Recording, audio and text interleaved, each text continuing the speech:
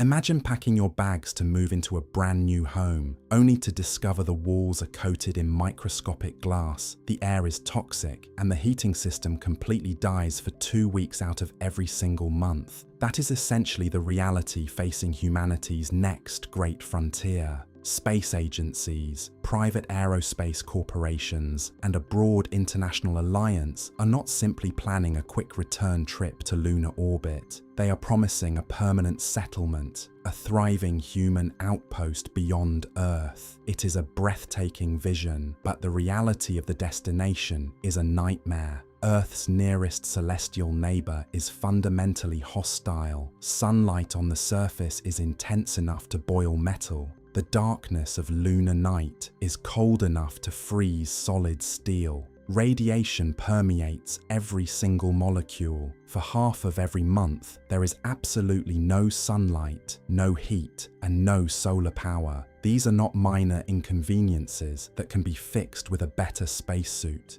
They are fatal flaws carved directly into the environment.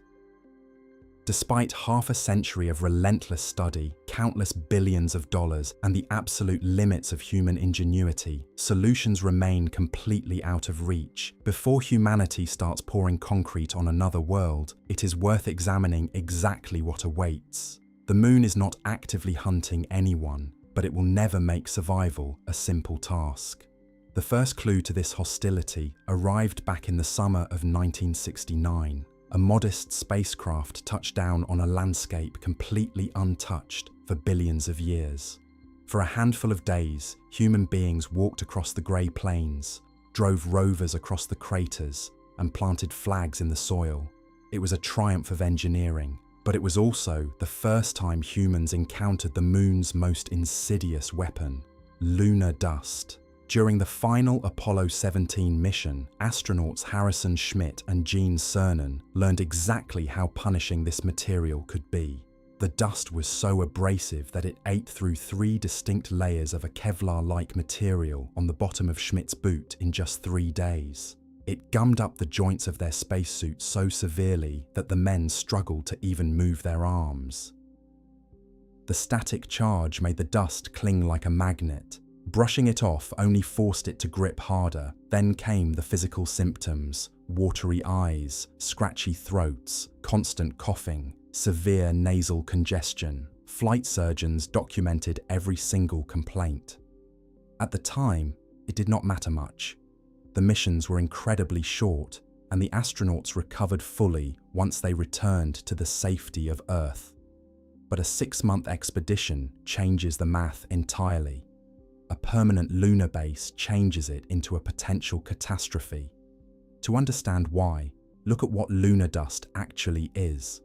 Over 4 billion years, constant meteorite impacts have pulverized the surface into a loose layer of rock and soil. Because the moon lacks an atmosphere, there is no weather, there is no wind, there is no flowing water to smooth out the rough edges of these particles.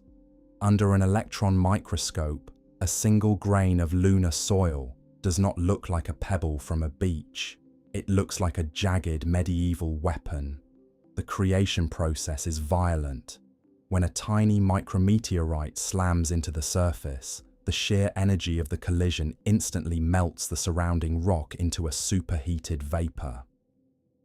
As that vapor cools, it condenses directly onto nearby dust particles, wrapping them in a hardened, glassy shell. Trapped inside these microscopic shells are tiny specks of pure metallic iron, known as nanophase iron. This specific type of iron gives the dust 2 incredibly problematic traits. First, it makes the particles magnetic. While that could theoretically help engineers filter the dust out of indoor air, it raises massive concerns about how the material reacts with the human body. Second, these iron particles appear to trigger the formation of reactive oxygen species whenever the dust touches human tissue. Scientists do not fully understand the exact mechanism yet, but early studies indicate that nanophase iron can induce severe oxidative stress inside living cells, leading to dangerous inflammation and potential long-term cellular damage. The situation is compounded by the moon's complete lack of a magnetic field. Without that shield, the solar wind, which is a relentless stream of charged particles flowing from the sun, bashes directly into the surface. This constant bombardment gives the dust a massive electrostatic charge. During the lunar day, harsh ultraviolet radiation strips electrons right off the dust particles. When the lunar night falls, the solar wind takes over, blasting the dust with fresh electrons. The end result is a substance that acts less like ordinary sand and more like iron filings dancing near a powerful magnet. When researchers brought simulated lunar regolith into the laboratory and exposed it to human lung cells, the findings were deeply troubling. The evidence pointed straight to severe inflammation, oxidative stress, and clear signs of cytotoxicity. The razor-sharp edges of the particles cause immediate mechanical damage to delicate lung tissue. The nanophase iron generates those reactive oxygen species, which actively damage human DNA. Extended exposure could easily lead to pulmonary fibrosis. That is a progressive scarring of lung tissue that permanently reduces the efficiency of oxygen exchange. There is no cure for it. The danger is so acute that NASA took official action. In 2014, a specialized panel known as the Lunar Airborne Dust Toxicity Advisory Group released a major report.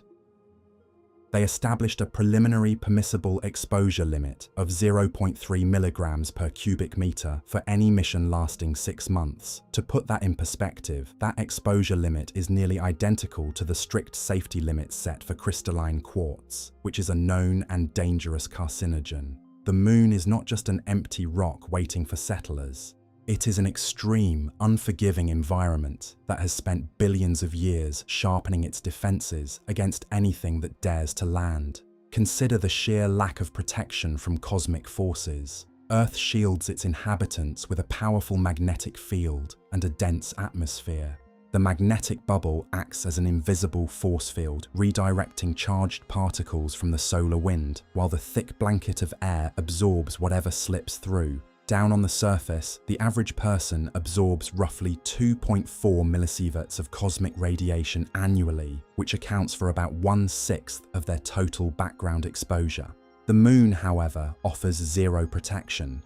It lacks a magnetic field and has virtually no atmosphere to speak of. When the sun is at its quietest, a phase known as the solar minimum, galactic cosmic rays bombard the lunar surface relentlessly. An astronaut working there would absorb around 380 millisieverts per year. That is over 150 times the cosmic radiation dose experienced on Earth. Even when the sun is highly active, a period called the solar maximum, the sun's own stronger magnetic field helps push some of those galactic rays away. Still, the dose only drops to about 110 millisieverts annually, which remains 45 times higher than what people get back home. But the everyday background radiation is not the true nightmare. The real danger comes from sudden solar particle events. Every so often, the sun hurls colossal bursts of highly energetic protons into space through solar flares and coronal mass ejections. Many of these eruptions are relatively harmless.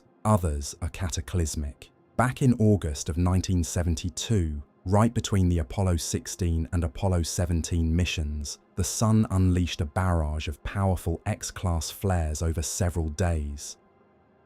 If humans had been standing on the moon during that violent storm, they would have been hit with a lethal dose of radiation. It would have triggered severe acute radiation sickness, and it almost certainly would have been fatal. Humanity simply got lucky that the lunar surface was empty at the time. The terrifying part is that these solar outbursts are completely unpredictable. Scientists can keep a close eye on the sun and might provide a few hours of advance warning before a massive flare strikes the moon. Yet that relies on someone actively monitoring the situation, having perfectly functioning communication systems, and the crew having a secure place to hide. NASA has strict rules about this. Current agency guidelines forbid increasing an astronaut's lifetime chance of dying from cancer by more than 3%. There are also strict short-term boundaries. Astronauts cannot receive more than 0.25 gray equivalent to their blood-forming organs over a 30-day period, and their skin cannot take more than 1.5 gray.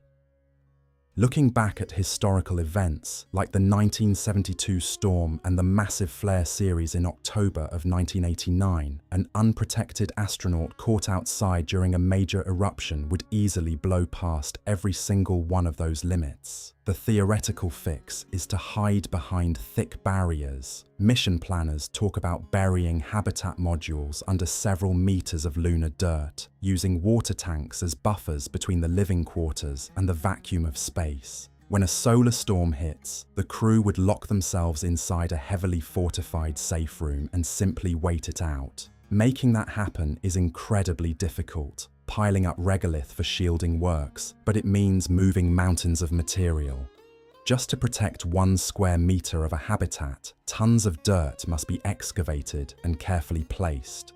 Robots could theoretically do the heavy lifting, but they would need to be fully operational before the astronauts even arrive, and they have to survive the same brutal conditions. Water shielding takes up less space, but it is enormously heavy to transport. Then there is the second massive hurdle. The dust itself is not just an annoyance, it is a silent, pervasive hazard.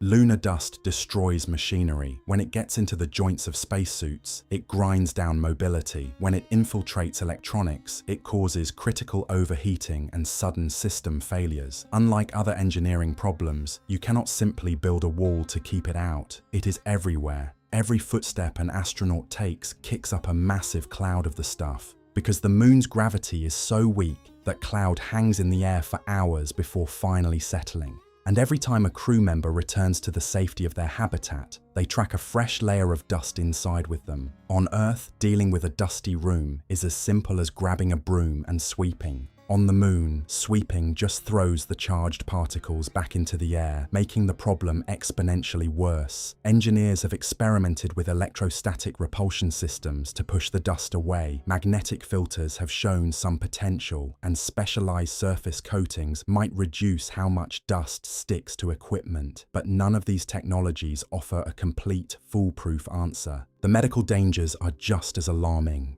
The exposure guidelines established by the LAT tag assumed that astronauts would only be breathing this stuff 5 days a week. That is a wildly optimistic guess, considering there is no real way to purge the dust once it infiltrates a living space.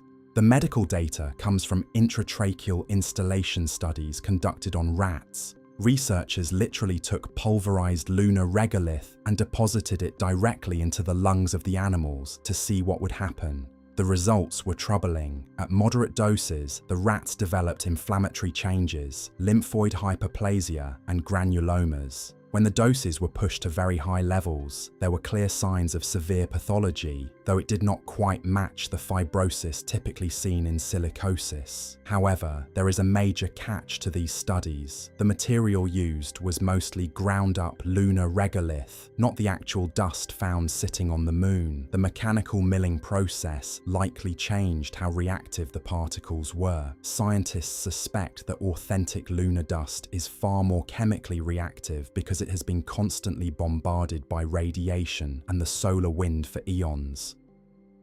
This constant exposure leaves the dust with dangling chemical bonds and unsatisfied electron valences, making it significantly more dangerous than anything scientists can properly simulate in an Earth-based laboratory. Then comes the brutal math of survival. For every single kilogram of water hauled up from Earth, the launch bill runs into the thousands of dollars. Water is heavy, and in spaceflight, heavy is expensive. That makes the frozen water thought to be trapped in lunar ice deposits look like the cleanest answer.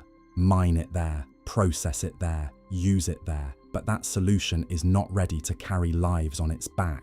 The equipment needed to reliably extract water from lunar ice is still experimental. It has not been proven at the scale, speed, or reliability a crewed lunar outpost would demand, and that creates a dangerous dependency. Astronauts would be counting on machinery that is still being tested to help protect them from hazards that may arrive with only a few hours of warning. In a place where help is days away and the environment offers no mercy, experimental systems are not a small risk. They are a gamble. Radiation makes that gamble even sharper.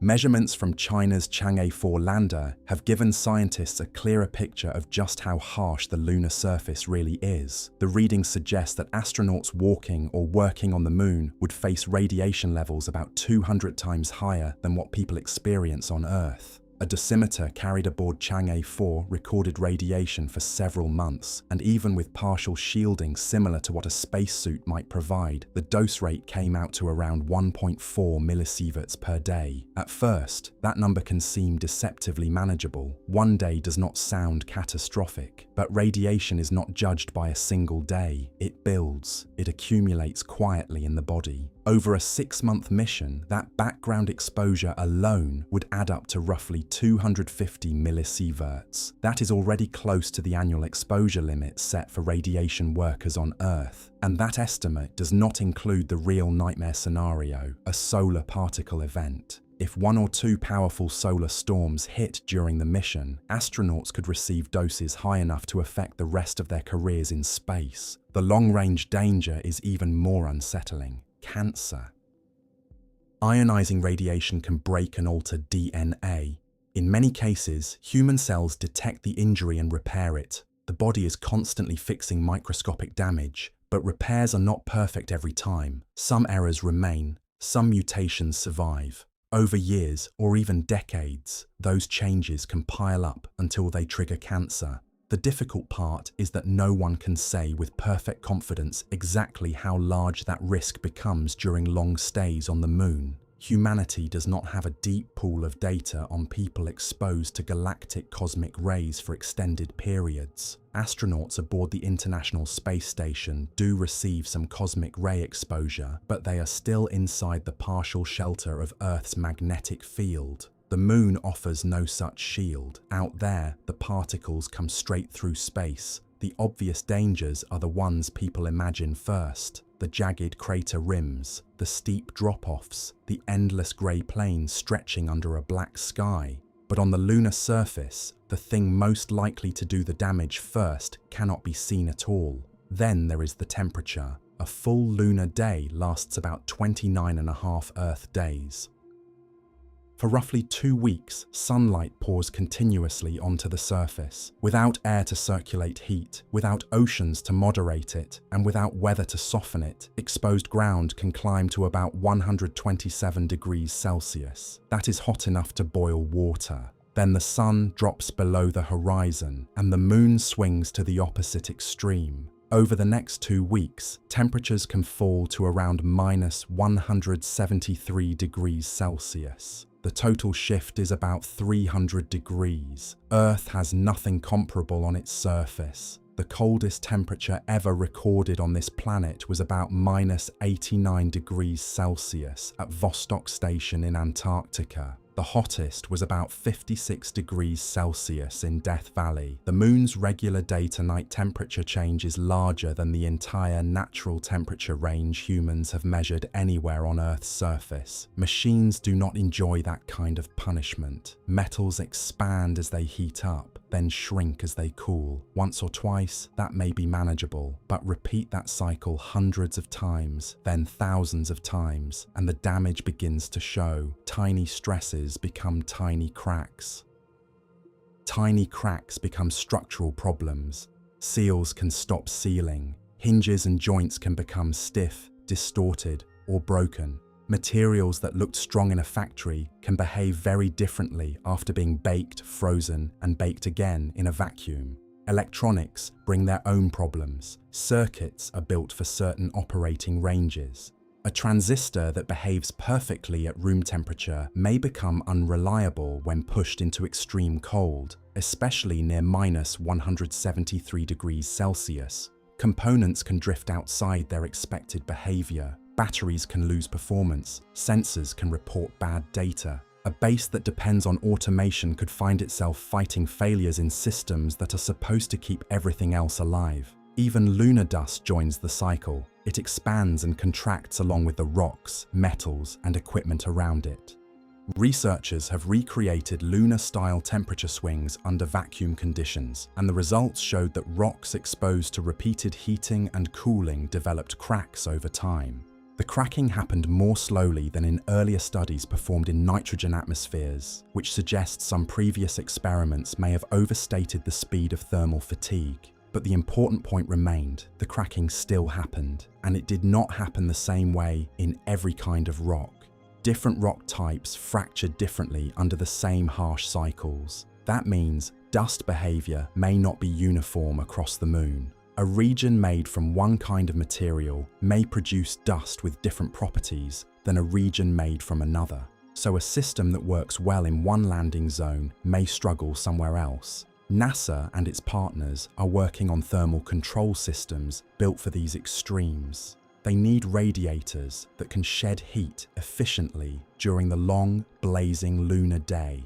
They need insulation that can trap warmth during the 2-week freeze of lunar night. They need heaters to keep vital equipment alive when the outside temperature drops so low it can freeze carbon dioxide. But none of those solutions are passive miracles. They require power, they require maintenance, they add parts, wiring, pumps, sensors, valves, and control systems. Every added system is another possible failure point. On Earth, a failed heater might be an inconvenience. On the Moon, it could mean the difference between a functioning habitat and a dead one. On the Moon, sunrise is not gentle. It is a heat assault that lasts for days. Sunset is not peaceful. It is the beginning of a deep freeze. The surface does not attack only once. It keeps cycling between extremes over and over, forcing every object placed there to survive a punishment no Earth machine experiences naturally. And then comes the night itself. For 2 full weeks, the sun is gone. On Earth, sunset is a slow performance. The sky changes color. Twilight hangs around. The atmosphere bends and scatters sunlight, giving the world a softer transition into darkness. The Moon has no atmosphere to do that. When the sun drops, the light simply ends. Darkness arrives fast, like a switch being thrown. The stars are visible. Earth shines in the sky, but that glow is not enough to make the surface easily workable or safe. For about 14 days, the landscape is locked in a cold, hard darkness. That creates an immediate engineering problem. Solar power stops working. Most spacecraft depend heavily on solar panels. They unfold, collect sunlight, and turn it into electricity. On the Moon, those panels become dead weight for half of every month. During Apollo, this was not a major issue because the astronauts stayed only for a few days at a time. Their lunar modules used batteries and fuel cells, and the missions were short enough to avoid the long lunar night. A permanent base is different. So is any mission lasting multiple months. Crews cannot simply wait for sunlight while critical systems drain away. Life support, heating, communications, computers, scientific instruments, pumps, and emergency systems all need power through the darkness. Any serious lunar outpost must have an energy source that keeps working when the sun has vanished for 2 weeks.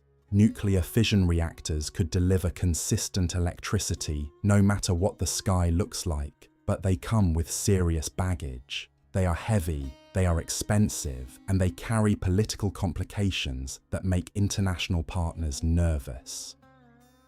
NASA has been working on a compact fission reactor called kilopower, engineered to generate up to 10 kilowatts of electrical power for operations on the Moon or Mars. The concept checks out on paper and in ground testing, but it is not ready for spaceflight. And even when it reaches that milestone, 10 kilowatts is a modest amount of juice for a fully operational lunar settlement. Think of it like running a single household appliance when you need to power an entire building. Then there are batteries. The logic is straightforward. Soak up solar energy during the daytime, then draw down that stored energy overnight. But energy density becomes the killer. Conventional lithium-ion batteries would have to be staggeringly massive to bank enough electricity for 14 consecutive days of darkness, even for a small habitat. And the cold makes matters worse. Once temperatures drop below roughly -40 degrees Celsius, most commercial batteries shed a large share of their capacity, or simply cease functioning. Scientists are investigating alternative battery chemistries that could hold up better in deep freeze conditions, but those remain in the laboratory phase, far from proven in the field. Hydrogen fuel cells offer yet another avenue. The idea would be to split water ice into hydrogen and oxygen during daylight hours, then recombine those gases after sunset to produce both electricity and warmth. Elegant in theory, but this presumes a reliable water mining operation on the lunar surface, which is itself an untested capability. Nobody has yet extracted usable quantities of water from lunar soil, so building an entire power strategy around that assumption is risky. Meanwhile, any electronics left without active heating will eventually equilibrate with the surrounding environment, settling somewhere between -150 and -170 degrees Celsius, depending on exactly where they sit on the moon. A huge fraction of standard electronic components simply are not qualified for those extremes. Transistors start behaving erratically, lubricants turn into something closer to glass, rubber seals and gaskets grow fragile and crack under stress. Japan demonstrated a clever workaround with its slim lander, which rode out 3 full lunar nights by powering down into a deep hibernation mode and essentially gambling that its battery pack would retain just enough warmth to boot back up when sunlight returned. From an engineering perspective, that is a remarkable achievement, but as a blueprint for permanent settlement, it falls short. A lunar base cannot simply go to sleep every 2 weeks and hope for the best. NASA has explicitly called out survival through the lunar night as one of the most formidable technical obstacles to maintaining a sustained human presence on the moon. And the agency is not just talking about keeping equipment from freezing. The real goal is preserving full operational capability throughout the darkness. There is a fundamental gulf between hunkering down and waiting for dawn versus carrying on with meaningful work. That gulf is essentially the dividing line between being a visitor and being a resident, and the lunar night compounds its challenges in ways that go beyond temperature and power. When the sun drops below the horizon, the loss is not merely physical, it is psychological and operational.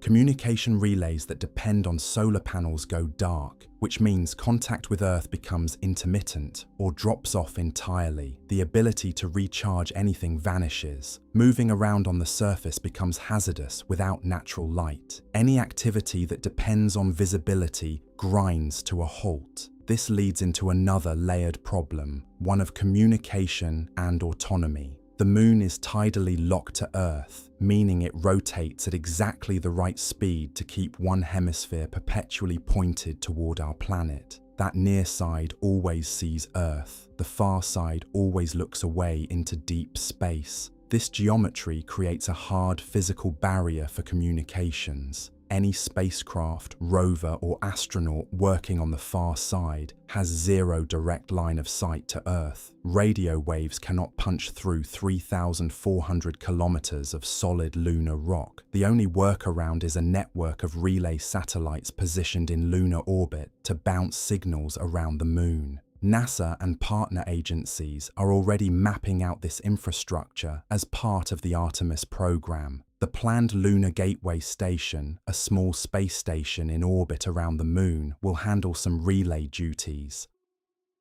Additional dedicated communication satellites will round out the coverage, but even with a flawless relay network in place, physics still gets in the way. Light travels from the moon to Earth in about 1.3 seconds. A signal sent from the lunar surface takes 1.3 seconds to arrive. A reply takes another 1.3 seconds to get back. That is a minimum round-trip delay of 2.6 seconds. For a casual conversation, that lag is tolerable. For remotely operating robots, it is a serious handicap. Nobody can pilot a rover in real time when every command arrives nearly 3 seconds late. An operator spots a boulder and sends a halt command, but by the time that instruction reaches the rover, it has already plowed into the obstacle. This reality forces lunar systems to function autonomously, not merely executing preloaded scripts, but genuinely making decisions on the fly. Path planning, obstacle detection, prioritizing tasks, recovering from errors, all of that has to happen on board without a human in the loop. Autonomous systems do exist. Mars rovers like Curiosity and Perseverance navigate under similar constraints, complicated by even longer communication delays with Earth. But autonomy is genuinely difficult to get right. It demands elaborate software, exhaustive testing, and even then, failures happen. A rover sinks into soft regolith. A camera glitches. The environment throws something at the machine that nobody anticipated during programming. On Mars, when trouble strikes, engineers on Earth sometimes spend days or even weeks diagnosing the problem and crafting a fix before uploading fresh commands. The most dangerous part of living on the lunar surface may not be the distance itself. It may be the false comfort of thinking the distance is small. Compared with Mars, the Moon feels almost local. It is near enough that mission control can still talk to crews in something close to real time. Near enough that a delay does not stretch into long minutes. Near enough that engineers, planners, and astronauts may expect lunar hardware to react faster, recover faster, and survive more punishment than machines sent deeper into space. But that expectation has a catch. If a failure happens on the far side of the Moon, Earth cannot simply look over the astronaut's shoulder. If the breakdown comes during the long lunar night, power becomes precious, temperatures plunge, and communication opportunities can shrink. If a jammed mechanism, torn seal, clogged filter, or damaged cable needs a gloved human hand to fix it, autonomy alone will not be enough. For crewed missions, independence cannot stop with rovers and robotic arms. The entire outpost has to behave like a living system that can keep itself stable. Life support has to keep air breathable. Power systems have to keep the lights, heaters, pumps, and computers running. Thermal control has to prevent both freezing and overheating. Radiation monitors have to watch for invisible threats. All of it has to operate dependably while humans are busy doing the work they were sent there to do. Astronauts cannot spend every waking hour chasing alarms and nursing failing equipment. They have samples to collect, experiments to run, structures to assemble, and terrain to explore. A lunar base that constantly demands repair becomes less like a research station and more like a leaking ship that never reaches port, and complexity cuts both ways. The more advanced the system, the more parts exist that can fail. The more independent the system becomes, the more authority humans hand over to software, sensors, and automated responses. That can save lives when everything works. It can also create a frightening gap when something goes wrong and the machine makes a choice nobody expected. There is an emotional side to this problem that rarely gets the attention it deserves. Human spaceflight has always involved distance, danger, and isolation. But the far side of the Moon changes the feeling of being away from home. During the Apollo era, astronauts passing behind the Moon lost radio contact with Earth for roughly 30 or 40 minutes at a time. For that brief stretch, their voices disappeared. Mission control waited. Families waited. Then the spacecraft came around the near side again, and Earth was back in view. That silence was intense, but it had an ending built into it. A base on the far side is different. Earth does not hang above the horizon. The home planet is not a blue-white beacon in the sky. For the first time, astronauts would not merely be distant from home, they would be physically hidden from it. That fact changes the psychology of the mission. It changes the engineering. It changes the margin for error. There is a familiar belief at the center of modern exploration. If a problem is understood well enough, it can be solved. Add enough intelligence, enough money, enough time, and enough hardware, and the obstacle can be beaten. That belief is powerful. In many cases, it is true. The Moon, however, is not negotiating. Lunar dust has been created by impacts and grinding rock for around 4 billion years. It will keep being created long after human machines stop moving across the surface. The solar wind has been slamming the Moon with charged particles and radiation since the Moon came into being. The surface has endured endless cycles of heat and cold, expanding, contracting, fracturing, and reshaping the regolith again and again. None of that is a malfunction from the Moon's point of view. The dust is not an enemy. The radiation is not an attack. The brutal temperature swings are not a problem the Moon is trying to solve. They are simply the conditions that exist there. They become hazards only because humans are soft, wet, warm-blooded creatures built for Earth. That has not stopped engineers from trying to fight back.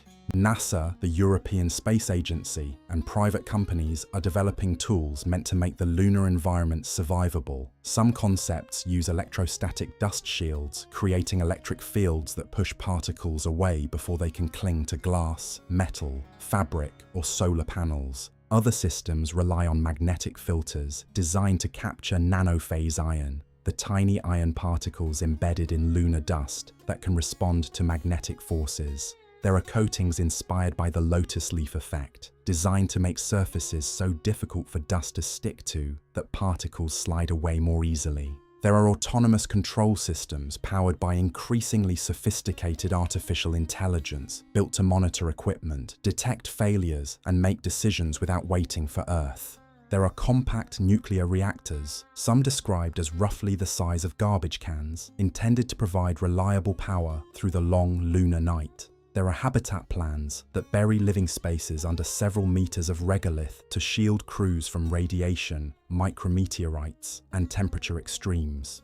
Many of these ideas are not science fiction. Some already work in limited ways. Some have been tested. Some may become essential. But on the Moon, every answer seems to open another door with another problem behind it. Electrostatic dust shields need electricity. Electricity requires generation and storage. More power can mean more solar panels, more wiring, more batteries, and more exposed surfaces. Those surfaces then collect dust, degrade, and need cleaning. The solution creates more equipment that must survive the same environment it is meant to defend against. Magnetic filters can pull out particles rich in iron, but lunar dust is not made of only one kind of grain. Material without enough magnetic response can still pass through. The filters also need maintenance. Someone has to clean them, inspect them, replace parts, and deal with the captured dust.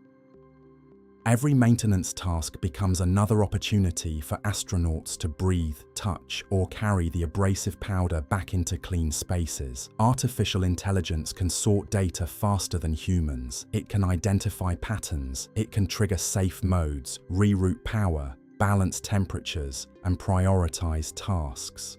But it cannot truly improvise the way an experienced astronaut can when a tool slips, a panel bends, or a repair procedure no longer matches reality. It cannot crawl outside itself and replace its own cracked component. When the hardware that supports the autonomy fails, the autonomy has limits. That is the uncomfortable truth beneath all the planning. Humanity may not be solving the Moon's dangers in any final sense. It may only be managing them. The goal becomes reducing exposure, lowering risk, extending the time before a seal wears out, a bearing jams, a filter clogs, a circuit overheats, or a habitat loses the careful balance that keeps people alive. For a short expedition lasting weeks or months, that may be enough. With enough spare parts, enough preparation, and enough caution, crews can survive a temporary stay. Permanent habitation is a far more demanding idea. A true lunar base is not a campsite. Off-world industry is not a weekend demonstration. The dream of people spreading beyond Earth depends on systems that do not merely survive a mission window, but keep functioning through years of dust, radiation, darkness, maintenance, fatigue, and human error. The Moon is not cruel. Cruelty requires intent. The Moon is indifferent. That realization carries a kind of humility. Humans have already walked there, driven across it, planted instruments in its soil, and brought pieces of it home. But those missions were visits, brief, brilliant, dangerous visits. The new ambition is different. The plan is not just to arrive, take samples, and leave. The plan is to stay. And the Moon keeps making one thing clear. This is not a human environment. The human body evolved beneath a thick atmosphere, inside a magnetic shield, near liquid water, under a sky where day and night turn over in hours rather than weeks. Lungs expect air, skin expects pressure, cells expect protection from constant radiation. Minds expect a world where stepping outside does not require a spacecraft shaped like clothing. Every habitat, rover, airlock, radiator, spacesuit, power system, and oxygen generator carried to the lunar surface is a fragment of Earth being protected inside a place that offers no help. Maybe that is the deeper weakness in the dream. Not only the dust, not only the radiation, not only the cold, the darkness, or the silence. The deeper problem may be the assumption that all of these are engineering challenges waiting for the right breakthrough, that enough funding, enough labor, and enough clever design can turn the moon into somewhere human life belongs. Some flaws may not be flaws at all. Some places are hostile not because something has gone wrong, but because they were never shaped around life. They do not need fixing, they simply are. And that raises a harder question than how to survive there. It raises the question of whether survival there should be treated as victory. Each step across the lunar surface gives a small answer. A boot comes down, dust lifts. In the moon's weak gravity, that disturbed cloud can hang and drift for hours before settling. The particles cling to boots, suits, gloves, tools, hinges, visors, cables, and rover wheels. They ride back through airlocks, they sneak into habitats. Once inside, they can float through the air, almost invisible, fine enough to evade notice, but rough enough to irritate lungs and scar machinery. Crews can wipe it away, filters can pull some of it out. Seals can be tightened, brushes improved, procedures refined. The dust can be trapped, contained, and cleaned. Then another hatch opens, and somehow it finds its way back in. The real enemy is not always the vacuum, the radiation, or the silence. Sometimes it is the powder under an astronaut's boots. On the lunar surface, dust does not behave like the soft grey film that gathers on a shelf back on Earth. It does not simply fall, rest, and wait to be wiped away. It hangs around, it clings, it builds up in seams, locks, joints, gloves, tools, filters, and lungs. Every footprint becomes a reminder that the moon is not a place designed for human comfort. It is an alien landscape, and it makes that clear with every step. Someday, engineers may learn how to handle it better. Future missions may bring smarter filtration systems, stronger suit materials, improved seals, and a deeper understanding of how humans can live beside lunar regolith instead of constantly fighting it. Breakthroughs in nanotechnology or advanced materials could lead to solutions that seem impossible right now. Tools so precise and durable that today's designers would barely recognize them.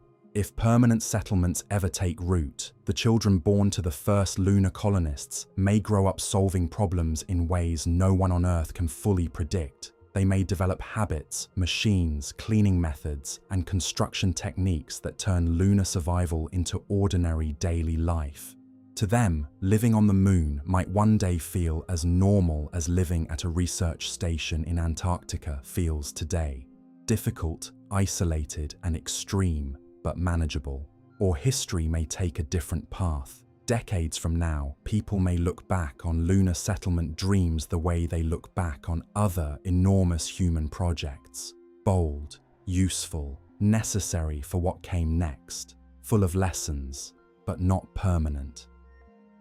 The moon may remain what it has always been for humanity, a destination to reach, examine, and admire from a distance, rather than a place to truly inhabit. For now, the effort continues. Space agencies and private companies design landers, engineers test habitats, astronauts train for emergencies most people never have to imagine. Teams develop safeguards, backup plans, emergency procedures, and backup systems for the backup systems. They do it because humans explore, because curiosity has always pulled civilization toward the horizon, even when the horizon offers danger instead of comfort. But but the truth deserves to be stated clearly. Humanity is not conquering the moon. Humanity is bargaining with it, asking for permission to remain a little longer, trying not to disturb it too much, hoping the environment allows a small foothold before it grinds that foothold down grain by grain. And still, there will be moments that make all of it feel worth it. A layer of dust shifting under a boot, Earth suspended in a black sky, stars spread across the darkness with no atmosphere to soften them.